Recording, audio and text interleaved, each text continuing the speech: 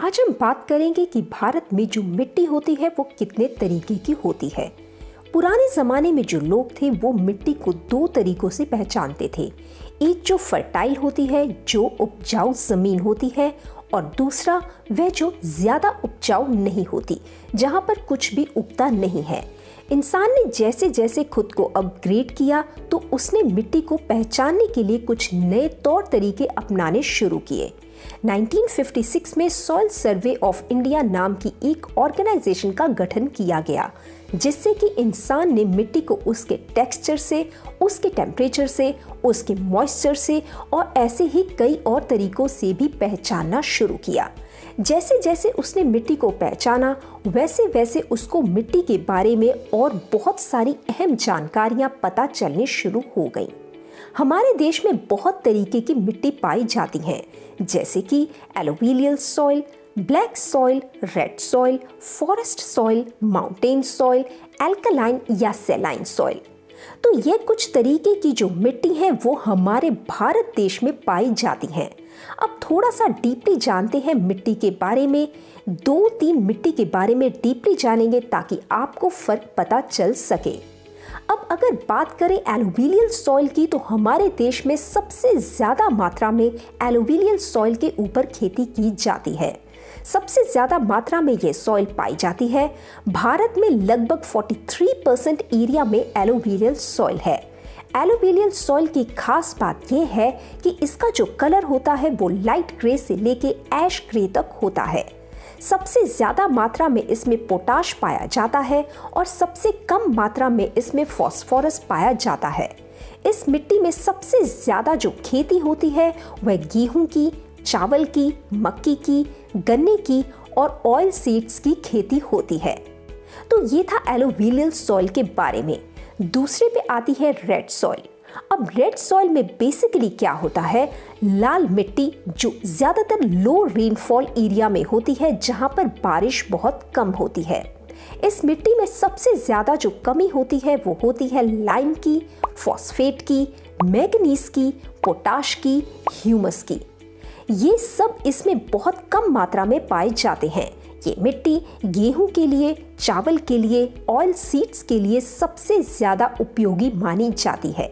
और इस मिट्टी का जो लाल रंग होता है उसकी वजह होती है फेरिक ऑक्साइड। अब बात करेंगे हम ब्लैक सॉइल के बारे में या रेगर सॉइल के बारे में। ब्लैक सॉइल जो होती है ये बेसिकली पानी की रिटेंशन बहुत ज़्यादा करती है। दूसरी चीज़, इसमें सबसे ज़्यादा मात्रा में पाया जाता है iron, lime, potassium and calcium, और सबसे कम मात्रा में इसमें नाइट्रोजन, फॉस्फोरस और ऑर्गेनिक मैटर होते हैं। इसका जो कलर होता है वो डीप ब्लैक से लेके लाइट ब्लैक तक हो सकता है और ये कपास की यानी कि कॉटन की खेती के लिए सबसे उपयोगी मिट्टी है। तो फ्रेंड्स, जैसे हमने अभी देखा कि हमारी मिट्टी कितने प्रकार की होती है, कैसे हम मिट्टी का आकलन करते हैं, आज हम अक्सर देखते हैं कि मिट्टी की फर्टिलिटी यानी उपजाऊ शक्ति कम होती जा रही है। इसलिए हम आज बात करेंगे एक ऑर्गेनिक उत्पाद की जो मिट्टी उर्वरता बढ़ाने के रूप में काम करता है। जब रासायनिक उर्वरकों यानी केमिकल फर्टिलाइजर्स का इस्तेमाल करने के बाद भी मिट्टी की उपजाऊ शक्ति घटती है या पर्याप्त उपज नहीं मिलती है या फसल पर कीटों और बीमारियों का हमला बढ़ जाता है, तो आपको आवश्यकता है कीवा बूस्टर की। कीवा एग्रो बूस्टर में पोटेशियम ह्यूमेट होता है जो मिट्टी की उर्वरता को बेहतर बनाने में मदद करता है। यह फायदेमंद बैक्टीरिया के विकास को बढ़ा सकता है और कवक का बढ़ना रोकता है। कीवा एग्रो बूस्टर जो है वो किस तरीके से काम करता है, अगर हमने कोई प्रोडक्ट के बारे में किसी को बताना है तो इस चीज़ को हम 4 पार्ट्स में डिवाइड कर देते हैं। पहली चीज़ आती है इंग्रेडिएंट्स, यानी कि उसमें क्या मौजूद है। तो आपको बता दें कि कीवा एग्रो बूस्टर में एक ही चीज़ है, उसमें है पोटेशियम ह्यूमेट। पोटेशियम ह्यूमेट में बेसिकली ह्यूमिक एसिड होता है। ये नेचुरल तरीके से खदानों से निकलता है। आप देखेंगे कि जिस फसल पर, जिस जमीन पर केमिकल्स का इस्तेमाल ज़्यादा किया जा रहा है, वहाँ पर सोडियम, पोटेशियम, मैग्नीज, बोरॉन, ये ऐसे जो तत्व होते हैं इनकी मात्रा बढ़ जाती है। इनकी मात्रा को बैलेंस करने के लिए ह्यूमिक एसिड का इस्तेमाल किया जाता है। तो ये था हमारा इंग्रेडिएंट्स के बारे में। तो दोस्तों अब हम बात करेंगे मैकेनिज्म ऑफ एक्शन के बारे में, यानी कि ये काम कैसे करता है। सबसे पहली चीज कि जितने भी पोषक तत्व होते हैं ये उनको अपनी ओर खींचने का काम करता है, यानी कि मिट्टी में जो भी पोषक तत्व पैदा हो रहे हैं उनको अपनी ओर खींचने का काम करता है। दूसरा, जितने भी माइक्रोब्स होते हैं यानी कि वो बैक्टीरिया जो हमारे मिट्टी के लिए लाभदायक होते हैं, ये उनको एक्टिवेट करने का काम करता है। जितना अच्छा वे एक्टिवेट होंगे उतनी जल्दी ही हमें रिजल्ट मिलना शुरू हो जाएगा। अब तीसरा कि यह फसल के जड़ों के ऊपर यानी कि उसकी रूट्स के ऊपर काम करता है। रूट्स को और ज़्यादा बेहतर बनाने का काम करता है। फसल आपकी और ज़्यादा अच्छी होगी और जो क्लोरोफिल होता है यानी कि जो पत्तों में हरा रंग होता है वह क्लोरोफिल की वजह से होता है। तो क्लोरोफिल की मात्रा बढ़ाने का काम यह करता है। तो ये सारा इसका बेसिकली हुआ काम करने का तरीका।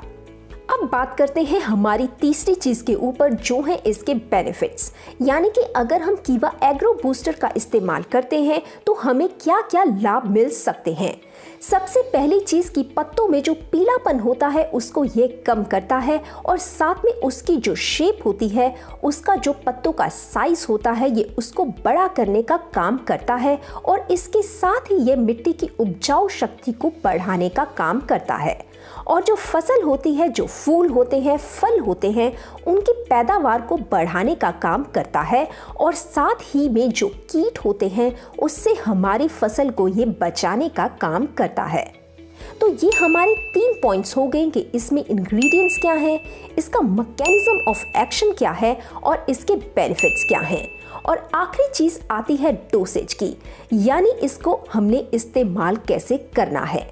सिंपल सी चीज है, अगर आपने मिट्टी में या काउ डंग में यानी कि जो गाय का गोबर होता है, अगर आप उसमें मिलाकर इस्तेमाल करना चाहते हैं तो आपको ये 500 ग्राम कीवा एग्रो बूस्टर इस्तेमाल करना है 1 एकड़ में।